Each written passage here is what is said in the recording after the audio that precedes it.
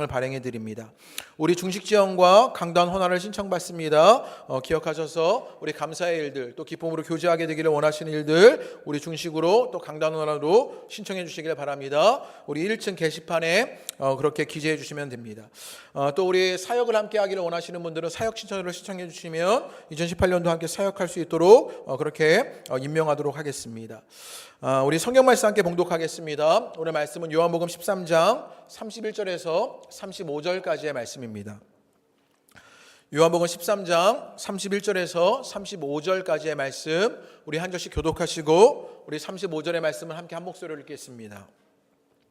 신약성경 171페이지입니다. 요한복음 13장 31절에서 35절까지의 말씀입니다. 우리 한 절씩 교독하겠습니다. 그가 나간 후에 예수께서 이르시되 지금 인자가 영광을 받았고 하나님도 인자로 말미암아 영광을 받으셨도다.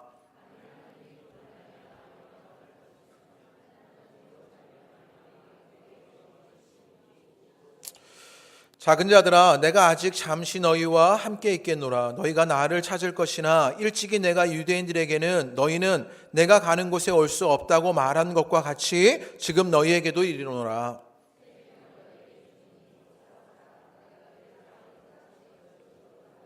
함께 봉독하십니다. 너희가 서로 사랑하면 이로써 모든 사람이 너희가 내 제자인 줄을 알리라. 아멘. 할렐루야. 2018년도 우리 새해 첫 주일 예배를 드리는 여러분 가운데 주님의 큰 은혜가 있게 되시기를 주님의 이름으로 축복합니다. 우리 앞뒤에 계신 분들 또 옆에 계신 분들에게 우리 사랑합니다 그렇게 한번 인사하시겠습니다. 사랑합니다. 네, 진심을 담아서 인사하시죠. 사랑합니다. 네. 우리 한 번 더 인사하실 때요 이렇게 인사하시냐면요 제가 섬기겠습니다 그렇게 한번 인사하겠습니다. 제가 섬기겠습니다. 네, 제가 섬기겠습니다. 우리 올 한 해 내 옆에 있는 그분들이 우리를 섬겨주시기로 다짐하셨습니다. 그 섬김이 우리 호산나 공동체 가운데 있게 되기를 바랍니다. 질문을 하나 가지고 말씀을 시작하려고 합니다. 여러분 사랑해 보셨습니까? 사랑해 보셨습니까? 이거를 과거형으로 묻는 것이 굉장히 안타깝습니다. 지금 뜨겁게 사랑하고 있는 청년들은 의미심장한 미소를 지으면서 내가 사랑을 좀 아는데 그런 얼굴인 것 같습니다. 또 사랑하지 않는 우리 청년들은 부럽다. 나도 그 사랑 해봤으면 좋겠다. 이렇게 생각하는 것 같습니다. 그런데 무엇이 사랑인 줄 알고 사랑했다고 자신하십니까? 네, 무엇이 사랑이기에 내가 사랑했다고 말하시는 것입니까? 사랑이 뭐길래 그것을 내가 사랑했다고 성가대가 해봤다고 그러셨는데 무엇이 사랑이길래 그렇게 말씀하셨습니까? 사랑이 무엇입니까? 제가 몇 가지를 찾아봤는데 우리 성가대가 좀 특별히 도와주시게 되기를 바랍니다. 사랑이 무엇이냐면요 현철은 이렇게 말했습니다. 고요한 내 가슴에 나비처럼 날아와서 뭐가 좀 틀린 것 같네요. 사랑을 심어놓고 나비처럼 날아간 사람 내 가슴에 지울 수 없는 그리움 주고 간 사람 그리운 내 사연아 뜬구름아 전해다. 이거 다 같이 하셔야 합니다.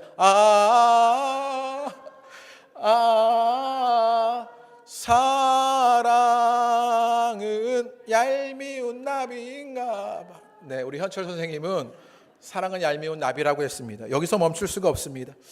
우리 나훈아 선생님은 이렇게 말했습니다. 사랑이 무엇냐고 물으신다면 다 같이입니다. 눈물의 씨앗이라고 말하겠어. 네, 우리 나훈아 선생님은 사랑은 눈물의 씨앗이랍니다. 조금 근대로 와서요 이용 선생님은 이렇게 말했습니다. 사랑이란 왠지 모른 척해도 관심이 있는 게 사랑이야. 그대 믿을 수 없어 애타는 마음이 사랑이야. 네, 장년들만 할 수 없어서 청년들을 위해서 준비했습니다. 제가 유튜브 보면서 연습 되게 많이 했습니다. 10cm는 이렇게 말했습니다. 사랑은 은하수 다방 문 앞에서 만나 홍차와 냉커피를 웃으시면 안 됩니다. 매일 똑같은 노래를 듣다가 온다네. 사랑은 이렇답니다. 사랑은 은하수사방 문 앞에서 만나 홍차와 냉커피를 마시며 매일 똑같은 노래를 듣다가 오는 게 사랑이랍니다. 제가 유튜브 보면서 정말 연습 많이 했는데 좀 망한 것 같습니다. 사람들은 이렇게 사랑을 정말 여러 가지로 말합니다. 그런데 지금 우리가 말한 것처럼요, 이 사랑을 말했지만 이 사랑이 다 달라요. 다 주관적인 사랑을 말하고 있는 것을 보게 됩니다. 그래서 소설가 이회수 선생님이 뭐라고 얘기했냐면요, PPT를 넘겨주시면요, 이렇습니다. 사랑이 무엇입니까? 누군가 내게 물어도 나는 명료하게 대답해 줄 재간이 없다. 사랑은 말이나 글로는 표현이 불가능한 불린 문자다. 아무리 절묘하게 표현해도 그것은 사랑의 원본이 아니라 사랑의 사본에 불과하다. 언어를 가지고 열심히 사랑에 관해서 말하려고 하지만 그렇게 말하는 것이 불가능한 불린 문자가 사랑이라고 말하며, 언어를 가지고 그렇게 사랑을 표현했지만 그 사랑은 원본이 아니고 사본이라고 말합니다. 그래서 우리는 어쩌면 정말 사랑을 잘 모르는 것만 같습니다. 사랑을 말하라고 해도 그 사랑이 정확히 무엇인지를 말하는 것이 어렵습니다. 그래서 성경은요, 그 사랑을 뭐라고 말하냐면요, 고린도서 13장 4절에서 7절 말씀, 또 찬양을 하려고 그러는데요, 성가대 도와주시기 바랍니다. 사랑은 언제나 오래 참고 사랑은 언제나 온유하며 사랑은 시기하지 않으며 사랑도 교만도 아니하네. 그리고 그 다음에는요, 사랑은 무례히 행치 않고 자기의 유익을 굳지 않고 사랑은 성내지 아니하고 진리와 함께 기뻐하고 사랑은 감싸주고 바라고 믿고 참아내며 사랑은 영원토록 변함없다. 이게 고린도서 13장의 말씀을 가지고 찬양한 가사의 내용입니다. 성경은 우리에게 고린도서의 말씀으로 사랑이 이런 것이라고 이렇게 우리에게 알려주는데, 우리가 사랑이 오래 참는 것이다, 사랑이 온유한 것이다, 시기하지 않는 것이다, 자랑도 교만도 아니하는 것이다, 이것을 성경을 통해서 듣게 돼요, 알게 돼요, 인지적으로 깨닫는 일들이 있습니다. 그런데 그 사랑을 하는 차원은 또 다른 차원이 되게 됩니다. 사랑이 정말 오래 참는 것이라면 그 사랑을 오래 참아야 하는데, 오래 참는 일이요 너무나 힘겹습니다. 온유하고 사랑하고 자랑도 안 하고 교만도 안 해야 하는데, 무례 행치 않아야 하는데, 우리는 내가 가장 사랑하는 우리 가족들에게도 그 사랑을 이뤄내지 못하는 것이 우리들의 모습입니다. 결국 사랑은요, 알아도 할 수 없게 되는 것이 사랑이 아닌가 생각하게 되는 것이에요. 그래서 성경에서 자꾸 사랑하라고 말하면 내가 사랑을 모르는데 사랑이 부담스럽기만 합니다. 때로는 그 사랑이 불가능한데 나보고 사랑하라고 말하는 것은요, 강압적인 것만 같습니다. 그런데 오늘 성경에는요, 또 우리에게 뭐라고 말하냐면, 우리 34절의 말씀을 다 같이 읽어보겠습니다. 본문 34절 말씀 다 같이 읽어보시지요. 시작. 서로 사랑하라. 내가 너희를 사랑한 것 같이 너희도 서로 사랑하라. 지금요, 34절의 말씀 우리에게 또 주님께서 뭐라고 말씀하시냐, 너희가 서로 사랑해라 라고 말씀하십니다. 우리가 사랑을 잘 모르는데, 사랑하는 것이 불가능한데 사랑하라고 말씀하시는 것이요. 게다가 2018년도 표가 멋지게 붙어있지 않습니까? 이게 2018년도 표인데 우리 다 같이 한번 읽어보시겠습니다. 시작. 사랑과 섬김으로 사람을 살리는 공동체. 벌써 그 시작에 사랑이랍니다. 또 그 사랑으로 일어나는 섬김으로 사람을 살리는 일을 하자고 그렇게 결의하고 이 한 해를 나아가자고 말합니다. 그런데요, 문제는 무엇이냐? 사랑을 모릅니다. 사랑할 수가 없습니다. 그런데 어떻게 사랑을 하고 어떻게 사랑의 섬김을 하라고, 어떻게 그렇게 사람을 살릴 수 있겠냐고 우리에게 의문이 들게 되는 것입니다. 그 답을 오늘 요한복음 13장의 말씀이 우리에게 답해주고 있는데요, 그러면 요한복음 13장의 말씀을 통해서 우리가 어떻게 사랑할 수 있게 되는지를 함께 보게 되기를 원합니다. 이 13장이 어떻게 이루어지는지를 먼저 간단하게 살펴볼 필요가 있는데, 이 13장에는요 4가지 이야기가 등장합니다. 그래서 13장에 4가지가 이야기가 등장하게 되는데요, 첫째는 예수님이 제자들의 발을 씻겨주시는 이야기가 등장합니다. 그리고 그 다음에 가룟 유다가 배반하는 이야기가, 그래서 그것을 알려주는 이야기가 예고됩니다. 그리고 예수님께서는요, 오늘 우리가 읽었던 사랑에 대해서 가르쳐 주십니다. 내가 너를 사랑한 것 같이 너희도 서로 사랑해라 라고 말하면서 그 사랑을 가르쳐 주십니다. 그리고 그 뒤에 36절에 보면요, 베드로가 부인하게 되는, 예수님을 3번 부인하게 되는 이야기를 미리 예고하신 이야기가 담겨지게 됩니다. 그리고 이 모든 일, 지금 요한복음 13장에서 예수님이 하신 이야기들이 다 무엇으로 연관된 얘기냐? 사랑으로 연관된 이야기라는 것을 알려주면서 우리 13장 1절의 말씀 한번 읽어보겠습니다. 13장 1절의 말씀 뭐라고 말씀하시냐면요, 우리 13장 1절의 말씀 다 같이 읽겠습니다. 시작. 6월절 전에 예수께서 자기가 세상을 떠나 아버지께로 돌아가실 때가 이른 줄 아시고 세상에 있는 자기 사람들을 사랑하시되 끝까지 사랑하시느니라. 지금 예수님께서요, 지금 세상에 있는 자기 사람들을 사랑하시는데 끝까지 사랑한다 라고 말씀하시면서 지금 그 이후의 이야기들을 말하고 있는 것입니다. 그러니까 지금 요한복음 13장에서 일어나고 있는 모든 이야기들은 예수님께서 하신 그 끝까지의 사랑과 연관된 이야기를 하고 계시는 것이지요. 그러면 이 요한복음 13장을 좀 더 분석해 볼 필요가 있는데요, 큰 맥락 속에서, 요한복음이라는 맥락 속에서 이 요한복음을 조금 분석해 보면요, 이렇습니다. 신학자들이요, 이 요한복음을 분류하면서 각 챕터를 나누어 제목을 지었습니다. 이 제목들이 요한복음을 이해하고 또 이것에서 신앙적인 의미를 찾는 데 도움이 되는데요, 요한복음 1장에서부터 12장까지의 말씀은 PPT를 넘겨주시지요. 요한복음 1장부터 12장까지의 말씀은요, 뭐라고 말하냐면 표적의 책이라고 말합니다. 아시지 않습니까? 모르시는 표정을 하면 되게 당황스러운데요. 왜냐하면 우리가 12월 달에 요한복음에 있는 예수님의 표적의 이야기를 가지고 예수님이 누구신지를 함께 말씀을 나누게 되었지요. 그래서 예수님은요, 여러 가지 기적을 보이시면서 예수님이 누구신지를 알려주셨던 것이 요한복음에 있었던 이야기입니다. 그리고 우리가 너무나 잘 알듯이 나는 양의 문이다, 나는 세상의 빛이다, 나는 길이요 진리요 생명이다, 이런 에고의 의미, I am, 이런 얘기를 하시면서요, 예수님이 누구신지를 알려주셨던 이야기가 요한복음 1장부터 12장까지 그 표적의 책에서 등장하게 됩니다. 그래서 예수님은요, 기적들을 통해서 예수님을 보여주시고 그것으로 하나님의 영광을 드러내십니다. 그리고 13장부터 21장까지의 말씀은요, 뭐라고 제목하게 되냐면 영광의 책이라고 말하게 됩니다. 이제 어떤 일들이 일어나게 되느냐, 예수님께서요, 제자들에게 예수님이 가르치시는 이야기가 등장하게 되는 것입니다. 그리고 나서 예수님의 십자가와 부활에 관한 이야기가 담겨지게 되는 것이지요. 그래서 13장에서부터 17장까지의 말씀에는요, 뭐가 담겨지게, 예수님께서요, 이 방에서 제자들을 가르치고 계시는 것이지요.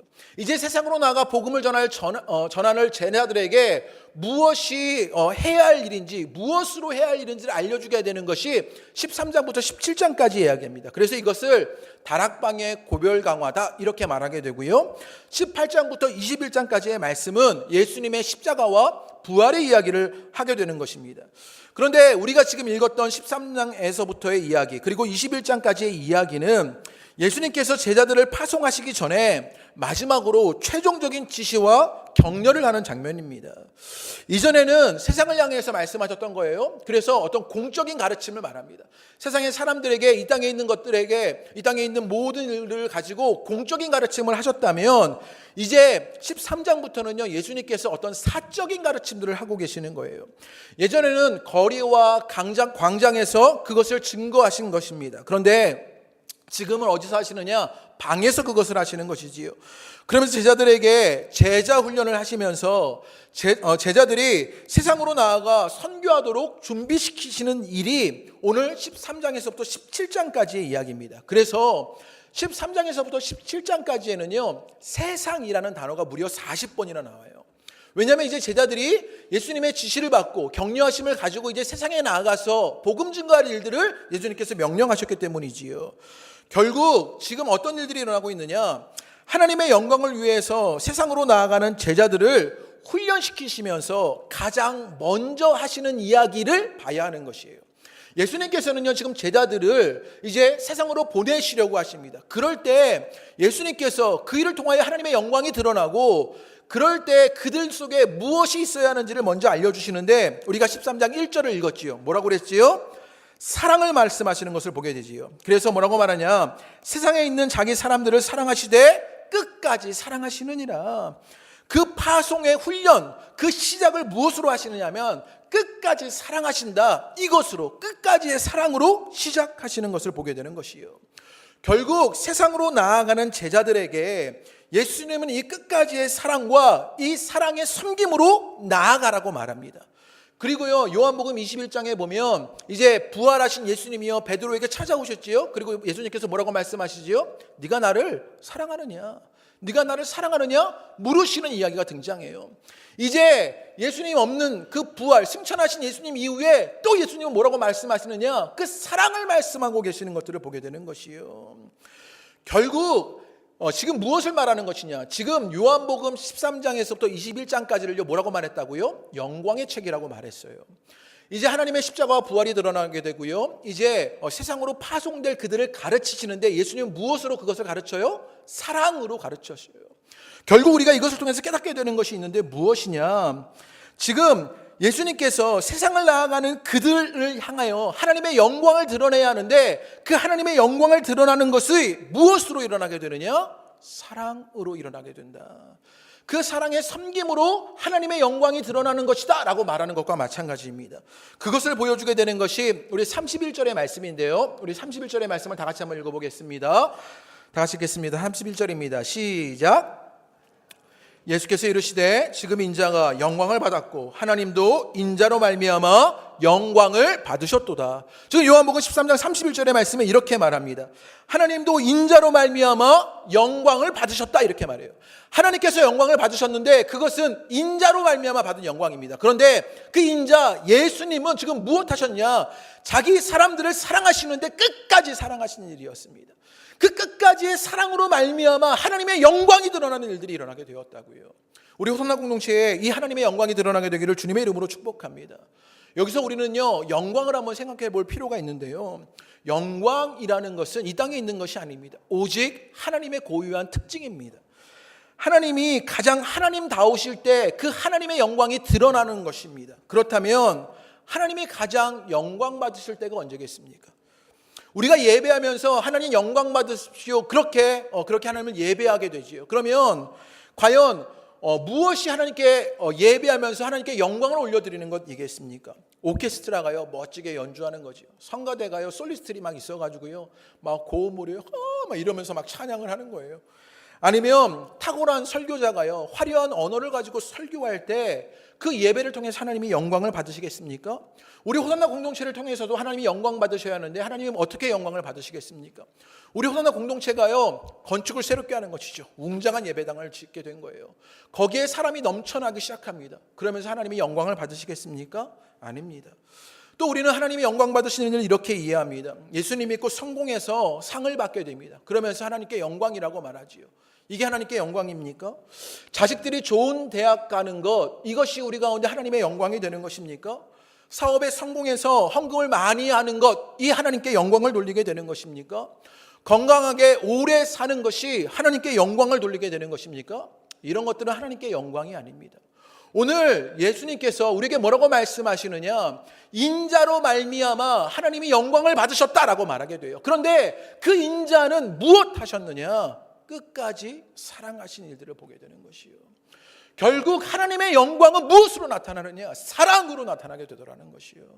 여러분 가운데 이것이 깨달아지게 되기를 주님의 이름으로 축복합니다.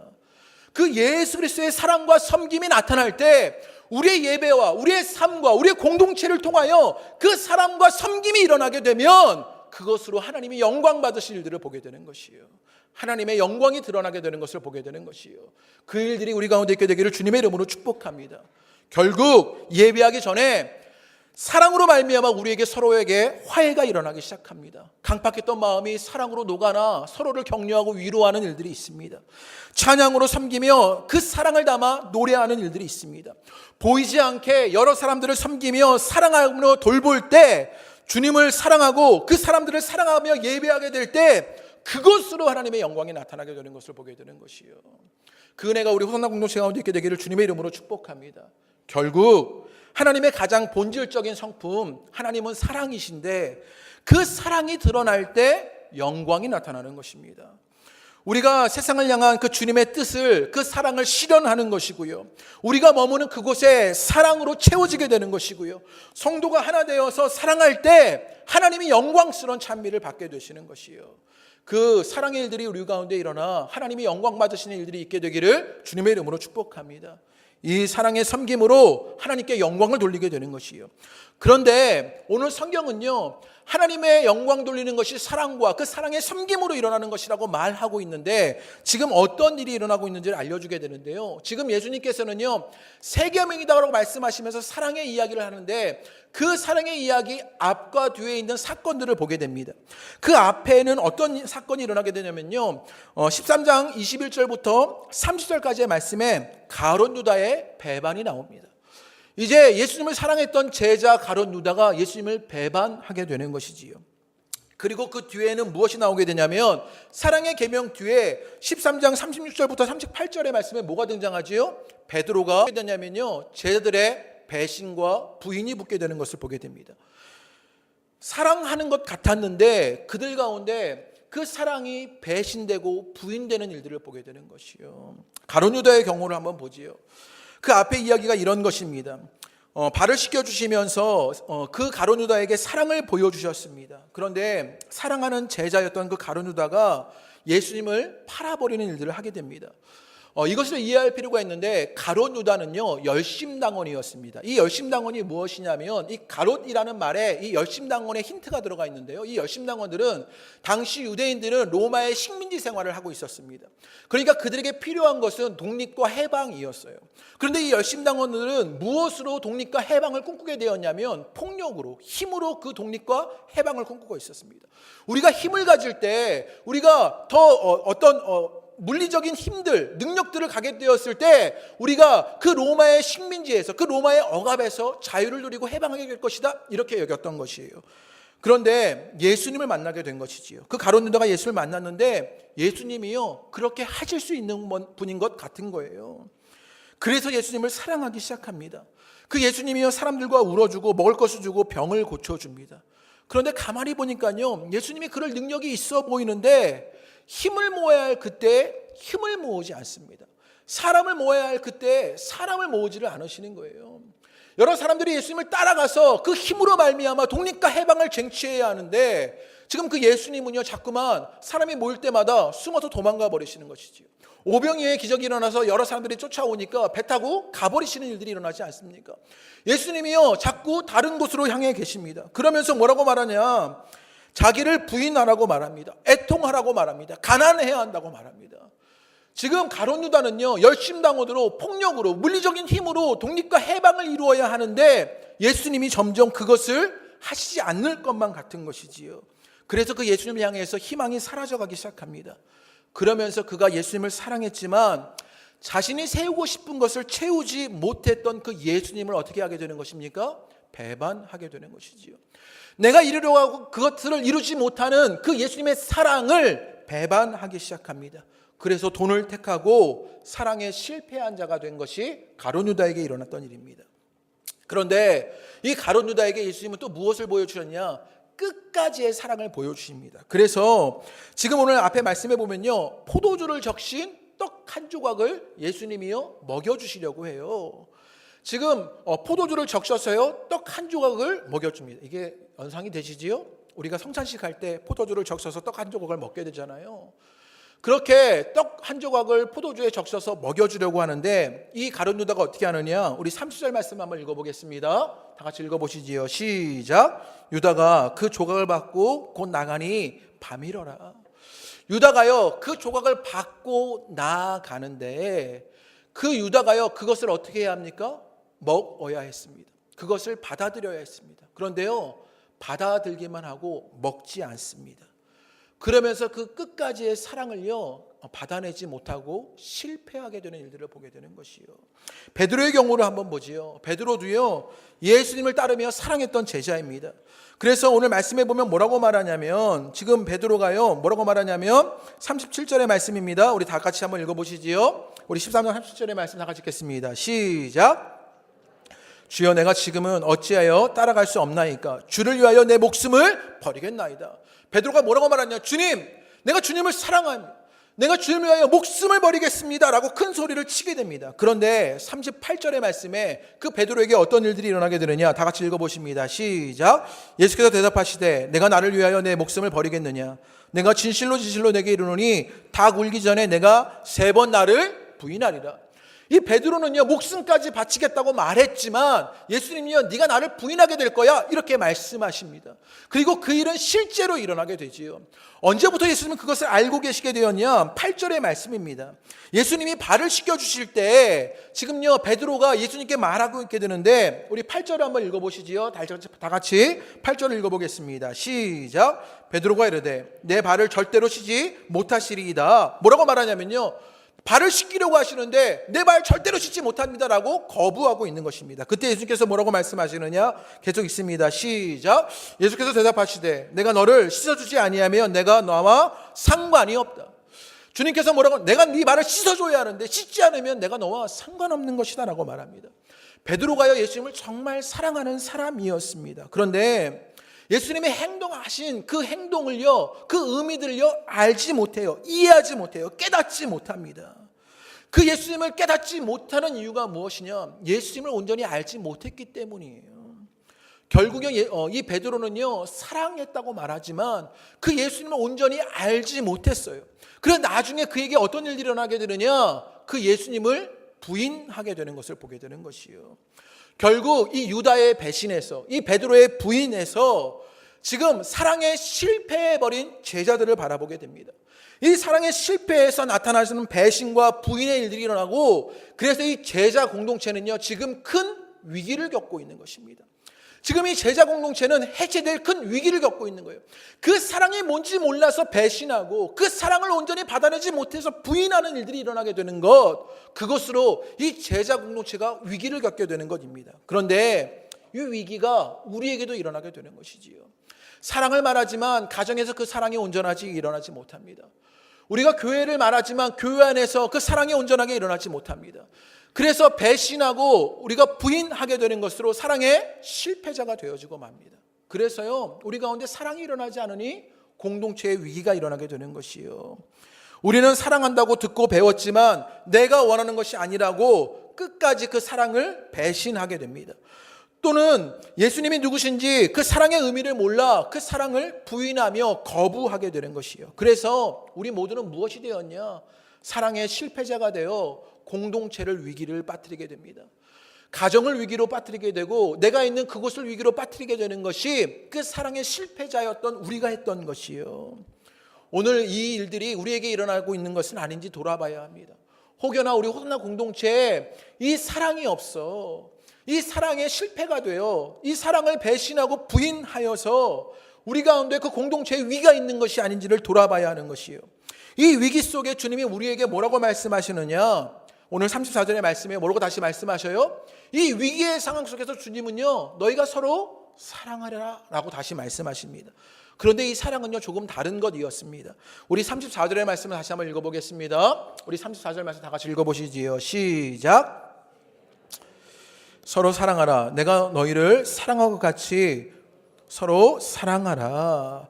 예수님이요, 너희가 서로 사랑해야 한다라고 말씀하시면서 먼저 이것을 뭐라고 말했냐면 이것이 새 계명이다 이렇게 말했습니다. 말씀을 이렇게 들으면요, 이 말씀 속에서 의문이 들어야 합니다. 이게 뭔가 좀 이상한 것이지요. 사랑하라고 하는 말씀이요, 새 계명입니까? 네. 사랑하라고 하신 말씀이 새 계명이 아니에요. 산상수훈에 봐도 이미 예수님은요, 사랑을 여러 번 말씀하셨어요. 원수를 사랑해라라고 말씀하셨어요. 사랑을 말씀하셨어요. 심지어는요, 구약에 보면 레위기 19장 18절의 말씀에 내 이웃 사랑하기를 내 자기와 같이 사랑하라라고 말했어요. 율법에 이미 그 사랑을 우리에게 알려주게 되었습니다. 결국 그 사랑의 계명은요, 새 계명이 아니에요. 이전부터 존재했던 계명입니다. 그런데 왜 여기서 새 계명이라고 말하는 것일까요? 그리고 또 다른 의문이 생기게 됩니다. 우리가 아무리 사랑하려고 하지만 그 사랑이 우리 가운데 일어나지 않는 것이에요. 앞뒤에 분들, 옆에 있는 분들 한번 바라보시지요. 사랑하십니까? 네, 흔들리시지요. 네, 정말 사랑하십니까? 우리가요, 사랑할 만한 모양도 사랑할 만한 능력도 없는데 자꾸 사랑하라고 말씀하시는 것, 그래서 그것이 강압적인 것 같고 부담스럽기만 합니다. 사랑이 어렵습니다. 그러면 예수님은요, 새 계명도 아닌 불가능해 보이는 사랑을 왜 우리에게 하라는 것이요? 왜 불가능한 것 같은 일들을 하라고 그럴까요? 커플이 있습니다. 우리가 어떤 커플을 만나게 되면요, 흔히 이런 이야기들을 자주 하게 되는데, 커플을 딱 보고요, 남자가 정말 잘생기고 멋진 것입니다. 그런데 여자가 조금 못나게 생겼습니다. 뭔가 언밸런스하죠. 그러면 사람들이 뭐라고 하냐면요, 야, 저 여자의 집이 정말 부잣집인가 보다, 이렇게 얘기합니다. 또 다른 커플을 만나게 되는 것이지요. 그런데 이번에는 반대입니다. 여자가 정말 예쁘고 참하고 괜찮습니다. 그런데 남자는 보잘것없고 못생긴 것이지요. 그러면 사람들이 뭐라고 말하냐면, 저 남자 성공했다, 저 남자 능력 있는가 보다, 이렇게 이야기하게 됩니다. 그런데 이번에는요, 다른 커플을 만나게 되는 것이에요. 남자도 보잘것없고 여자도 보잘것없습니다. 지질이 못난 것들이 만난 것이지요. 이게 눈이 마주치면 안 되는 우리 청년들, 지질이 못난 것끼리 만난 거예요. 그러면 사람들이 뭐라고 하시는지 아십니까? 야, 쟤네들 진짜 사랑하나 봐, 이렇게 얘기한다라는 거예요. 여기에 담겨진 의미가 무엇이냐? 여러분, 사람 자체만 가지고 사랑하는 것이요, 너무 힘들다라는 거예요. 우리는 그렇게 사랑에 불가능한 존재라는 것이에요. 그런데 성경은요, 오늘 우리에게 서로 사랑해라, 지금 세 계명도 아닌 사랑을 우리에게 사랑하라고 말하고, 그 불가능할 것 같은 사랑을 강조하고 있는 일들을 바라보게 됩니다. 그런데 그러면 무엇이 세 계명이고 어떻게 사랑하라고 하는 것이냐를 34절의 말씀 속에서 우리가 깨닫게 되는데요, 34절 말씀에 아주 중요한 힌트가 있습니다. 서로 사랑해라 라고 말씀하시면서 뭐라고 말씀하시느냐? 내가 너희를 사랑한 것 같이 너희도 서로 사랑해라 라고 말합니다. 우리가 사랑하되 그 사랑은 무엇 하는 것이냐? 내가 너희를 사랑한 것 같이 사랑하라고 말하는 것입니다. 여러분, 여기에 있는 이 사랑은요, 새로운 것이 아닙니다. 지금 예수님은요, 새로운 사랑을 하라는 것이 아니에요. 내가 너희를 사랑한 것 같이 사랑하라는 것은요, 그 사랑의 시작점이 새로운 것입니다. 이전에는요, 내가 사랑을 어떻게 했느냐? 내게 있는 것으로 사랑했습니다. 내게 있는 마음으로 사랑했습니다. 내게 있는 의지와 수고로 사랑했습니다. 그런데 새 계명의 사랑은 어디로부터 시작되는 사랑이냐? 예수님으로부터 시작되는 사랑이어야 된다라고 말하게 되는 것이에요. 여러분 가운데 이 사랑이 일어나게 되기를 주님의 이름으로 축복합니다. 사랑에 실패한 우리에게, 그래서 하나님의 영광을 드러내지 못하는 우리 가운데 주님은 뭐라고 말씀하시느냐? 너희가 사랑할 수 있는 것, 그 새 계명은 무엇이냐? 예수로부터 시작한 사랑이다 라고 말하게 되는 것이요. 그래야 사랑이 가능한 것이요. 그러면 그 사랑이 무엇인지를 깨닫게 되는데, 오늘 1절 말씀에 그 사랑이 뭐라고 말했냐면요, 자기 사람들을 사랑하시되 끝까지 사랑하시는 사랑이라고 말합니다. 예수님이 하신 그 사랑은요, 끝까지의 사랑이었다라고 말하게 되는 것이요. 이 끝까지의 사랑의 의미가 무엇이냐? 완전히 생명이 다할 때까지의 사랑을 말하는 것입니다. 아낌없이 사랑한 것을 말하는 것이요. 예수님의 사랑은요, 하다 많은 사랑이 아니었습니다. 적당히 하고 많은 사랑이 아니었습니다. 완전히 생명이 다할 때까지 아낌없이 사랑했던 것이지요. 여러분 가운데 그 사랑이 일어나게 되기를 주님의 이름으로 축복합니다. 예수님의 사랑은요, 자기를 내라고 말하게 되는 것이요. 그리고 그 뒤에 예수님은요, 어떤 일을 하시냐면요, 제자들의 발을 씻겨주십니다. 그리고 그 모습을 보여주시는데, 이것이 꼭 사랑의 퍼포먼스 같습니다. 사랑이 무엇인지를, 그 실제를 보여주시는데, 오늘 4절의 말씀에 그 예수님의 사랑의 실제를 보여주시는 이야기를 묘사하게 되는데, 우리 4절 말씀 읽어보겠습니다. 시작. 저녁 잡수시던 자리에서 일어나 겉옷을 벗고 수건을 가져다가 허리에 두르시고, 이렇게 얘기합니다. 예수님께서 지금 사랑의 실제를 보여주시고 사랑의 퍼포먼스를 하고 계십니다. 그런데 어떻게 하시느냐?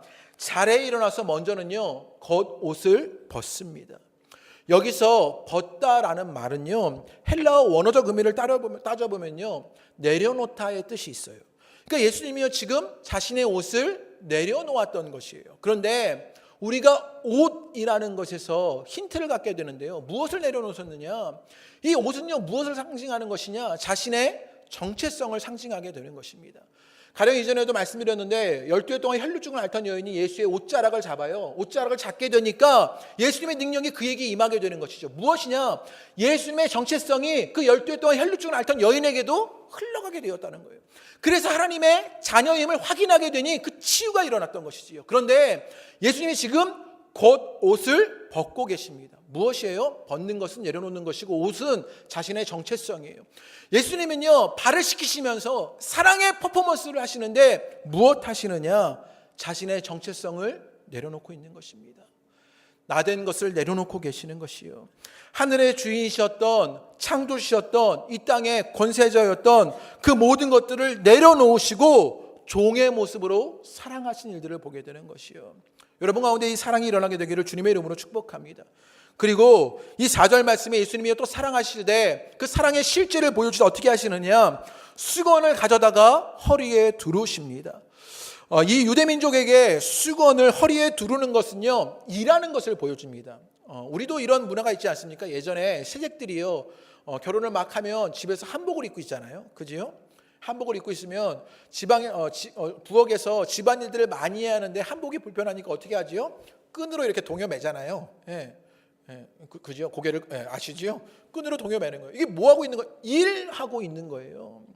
예수님이요, 사랑을 하고 계시는데 지금요, 수건을 허리에 동여매고 계십니다. 무엇 하고 계시느냐? 일하고 있는 것들을 보여주고 계시는 것이지요. 계시록에 보면요, 하늘에 계신 예수님을 묘사하게 되는데 계시록 1장 13절 말씀에 하늘의 예수님은 가슴에 금띠를 두르고 계신 예수님입니다. 그런데 하늘에 계신 예수님이요, 가슴에 금띠를 두고 계셨는데 그 겉옷을 내려놓으십니다. 그러고는 어떻게 하시느냐? 이 땅에 오셔서는요, 사랑으로 일하시는 예수님인 것을 보게 되는 것이에요. 여러분, 사랑은 무엇 하는 것이냐? 일하는 것입니다. 그래서 사랑은요, 동사이고 사랑은요, 행동하는 것이 되어지는 것이에요. 너무나 익숙한 말이지만 이것이 너무나 중요한데, 제가 요즘에 좋아하는 박대영 목사님이라는 분이 계십니다. 이분이 저랑 동문이에요. 영국에 있는 학교를 같이 나왔더라고요. 그런데 참 차이가 많이 나서 좌절하고 있는 중인데요. 이분이 책에서 이것을 이렇게 알려주게 되는데요. 우리 PPT로 넘겨주시겠습니까? 이 예수님이 허리를 동이신 그 사랑, 일하는 사랑이 무엇이냐 이렇게 말하는데, 우리 다 같이 한번 읽어보겠습니다. 시작. 사랑은 머리로 배우는 것이 아닙니다. 느낌이나 감정의 문제만도 아닙니다. 사랑에 관한 입문서를 쓸 줄 아는 지식인보다, 그래서 고상하고 우아한 사랑을 논할 줄 아는 사람보다 무엇인지 잘 몰라도 마음 가는 대로 자기를 던져서 남을 위해 주고 보살펴주는 사랑을 하는 사람이 더 진짜가 아닐까 생각합니다. 저는 예수님의 사랑 방식을 보고 그렇게 생각하게 되었습니다. 그분은 사랑의 정의를 내리는 시간보다 사랑하는 시간이 많았고, 말씀을 가르치는 시간만큼이나 말씀대로 사는 시간이 많았고, 기도에 대해 강의하는 시간보다 기도하는 시간이 많으셨던 분입니다. 지금 예수님은요, 허리에 수건을 동이시고 사랑을 말하시는 것이 아니라 사랑을 보여주십니다. 사랑을 일하여 주십니다. 사랑을 행동하시는 것이요. 여러분 가운데 그 일하는 사랑이 있게 되기를 주님의 이름으로 축복합니다. 사랑은 우리의 입술에, 마음에 있는 것이 아니라 우리의 손과 발에 있게 되는 것이요. 이 한 해 여러분의 손과 발에 그 사랑의 행위가 일어나게 되기를 주님의 이름으로 축복합니다. 그래서 15절 말씀에요, 예수님이 이런 말씀을 하여 주십니다. 우리 다 같이 한번 읽어보겠습니다. 15절입니다. 시작. 너희도 행하게 하려 하여 본을 보였노라. 예수님께서요, 세족식, 제자들의 발을 씻기신 그것은요, 믿게 하기 위한 것이 아니었습니다. 감동받게 하려고 한 것이 아니었어요. 무엇인가 깨닫게 하려고 그들의 발을 씻겨주신 것이 아닙니다. 오늘 뭐라고 말하냐? 15절에 너희도 행하게 하려 본을 보인 것이다. 예수님이 그것을 하신 그 사랑은 행해야 하는 것이므로, 그 일해야 하는 사랑이므로 그것을 하신 것이라고 말하게 되는 것이요. 여러분 가운데 이 사랑이 일어나게 되기를, 이 사랑의 행함이 일어나게 되기를 주님의 이름으로 축복합니다. 이 예수님의 사랑은요, 일하는 사랑이었다라는 거예요. 그럼 이것을 조금 정리해 보지요. 예수님이 보여주신 사랑은 무엇이었냐면요, 끝까지의 사랑이었습니다. 완전히 생명이 다할 때까지였습니다. 아낌없이 자기를 내어드린 것입니다. 그리고 겉옷을 벗습니다. 자신을 내려놓았던 것이지요. 그리고 겸손하게 일하시는 사랑이었습니다. 끊임없이 일하시는 그 사랑을 보여주는 사랑이었습니다. 그 사랑은 무엇으로 나타나게 되느냐? 그 끝에 십자가로 나타나게 되는 것을 보게 됩니다. 예수님의 사랑은 그 십자가에서 이루어지게 되는 것들을 보게 되는 것이요. 그래서 예수님이요 제자들의 발을 씻기신 것은 그 사랑의 십자가의 퍼포먼스 같았던 것입니다. 이 십자가의 사랑으로 사랑은요 노력해서 실천하는 것이 아니라 그저 그 십자가의 사랑을 아는 자들이, 그 십자가의 사랑을 깨닫는 자들이, 그 십자가의 사랑을 믿는 자들에게 되어지는 것이라고 말하게 되는 것이요. 내가 너희를 사랑한 것 같이 너희도 사랑하라고 말하면서 그 사랑의 시작점이 달라져야 하는데 그것은 예수 그리스도의 십자가의 사랑으로 일어나게 되는 것이다 라고 말하게 되는 것이요. 내게 사랑의 실패자가 되었습니다. 그래서 공동체의 위기가 일어납니다. 왜 그렇습니까? 내가 너희를 사랑한 것 같이 그 사랑이 아니었기 때문이라고요. 내게 있는 십자가의 사랑으로, 주님이 주신 그 십자가의 사랑으로 사랑했어야 했던 것이죠. 끝까지 아낌없이 완전히 생명을 내어드릴 때까지 나를 내려놓는 것으로 일하면서까지요, 수고하면서 사랑했던 그 일들이 일어나야 했던 것이요. 여러분 가운데 그 사랑이 있게 되기를 주님의 이름으로 축복합니다. 그 사랑이 가능한 것은 그 예수 그리스도의 십자가의 사랑을 믿고 깨달으며 그 예수 그리스도가 우리 안에 머물러 계실 때라는 것이요. 그 예수님을 여러분 심령 가운데 모셔드리게 되기를 주님의 이름으로 축복합니다. 그래서 우리 가운데 십자가의 사랑이 나타나야 하는 것이지요. 말씀을 마치려고 합니다. 사랑을 통해서 하나님은 영광을 받으십니다. 그러나 우리는 사랑의 실패자가 되었지요. 공동체의 위기가 옵니다. 그때 주님은 우리에게 알려주십니다. 내가 너희를 사랑하고 같이 서로 사랑해라. 십자가의 사랑으로 시작할 때 내려놓는 사랑이 가능합니다. 아낌없는 사랑이 가능합니다. 일하는 사랑이 일어나게 되는 것이요. 우리 가운데 그 사랑이 일어나게 되기를 주님의 이름으로 축복합니다. 설교를 준비하면서 유기성 목사님의 한 일화를 읽게 되었습니다. 이분에게 어떤 일이 있었느냐? 이분이요 그전에는요 사랑을 오해하셨답니다. 사랑하면 손해보는 것이라고 여겨지고 사랑은 희생하는 것이라고 여겨졌답니다. 그런데 알고 보니 사랑은요 복 중에 복인 것을 깨닫게 되었답니다.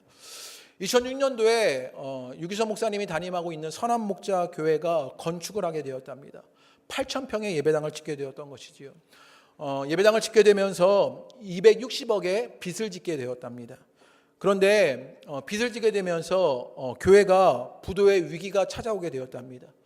교회는 이자도 갚기 어려운 형편에 처하게 되었답니다. 그런데 약속된 부흥회가 있어서 이 일들을 장로님께 맡겨드리고 미국으로 가야 했답니다. 그리고 미국으로 갔다가 이제 다시 한국으로 돌아오려고 하는데 한국에 갈 생각을 하니 가슴에 고통이 있기 시작하더랍니다. 숨쉬기 어려운 통증과 말할 수 없는 아픔이 그 가슴에 있기 시작했답니다. 왜 그랬나 가만히 생각해 보니 교회로 돌아간다고 생각하니 스트레스가 생겼던 것입니다. 부도의 위기를 겪으면서 담임 목사로 사역하는 것이 너무나 어렵고 힘겨웠던 것이지요. 그 가슴의 통증을 느끼게 되었을 때 그때 자신이 고백할 수 있는 것은 하나밖에 없었는데 무엇이었냐? 예수님, 나는 이미 예수님과 함께 죽었습니다. 예수님이 제 생명이시고 주인이십니다. 이것을 끊임없이 몇 번이고 고백했답니다. 예수님, 나는 이미 예수님과 함께 죽었습니다. 예수님이 제 생명이시고 주인이십니다. 이렇게 몇 번을 고백하니 고통이 사그라들더랍니다. 그리고 마음에 평안해지면서 교회 부도가 해결되겠구나라는 믿음이 생겨나기 시작했답니다. 그러면서 하나님 앞에 기도했답니다. 그러면 주님, 제가 무엇 해야겠습니까? 기도하며 물으니 바로 하나님이 응답해 주시는데 뭐라고 응답해 주시느냐? 사랑하는 거지, 이렇게 말씀해 주시더랍니다. 그 부도의 위기 속에 주님이 하실 일들을 깨닫고 그러면 주님, 내가 담임 목사로 무엇 해야 하는 것입니까? 라고 물으니 사랑하는 거지 라고 말씀하셨던 것입니다. 그분이 이렇게 말합니다. 교회 부흥도 건축도 다 주님이 하시는 일이었습니다. 담임 목사로 자신이 할 일은 하나님이 저를 사랑하시듯이 교육자를 사랑하는 것입니다. 중직들을 사랑하는 것입니다. 교인들을 사랑하는 것뿐입니다. 하나님의 명령은 내가 너희를 사랑하고 같이 너희도 서로 사랑해라라고 말하는 것입니다. 우리의 모든 염려와 근심을 주님께 맡기고 사랑하는 일들을 우리에게 말씀하여 주십니다. 그것이 복 중에 복이라고 말하는 것이요. 여러분 가운데 그 일들이 있게 되기를 주님의 이름으로 축복합니다. 그저 그 예수님의 사랑 하나면 우리는 족합니다. 그것을 믿으며 맡기고 사랑하며 살아가게 될 일이 이 한 해 가운데 여러분 가운데 있게 되기를 주님의 이름으로 축복합니다. 사랑하는 것이 그 주님의 음성이 여러분 가운데도 들려지게 되기를 원합니다. 그래서 예수 그리스도의 그 십자가의 사랑을 시작으로 사랑하여 복된 은혜를 누리시게 되기를 주님의 이름으로 축복합니다. 우리 함께 찬양하겠습니다. 우리 다 표현 못해도 그 사랑을 결단하며 함께 찬양하십니다.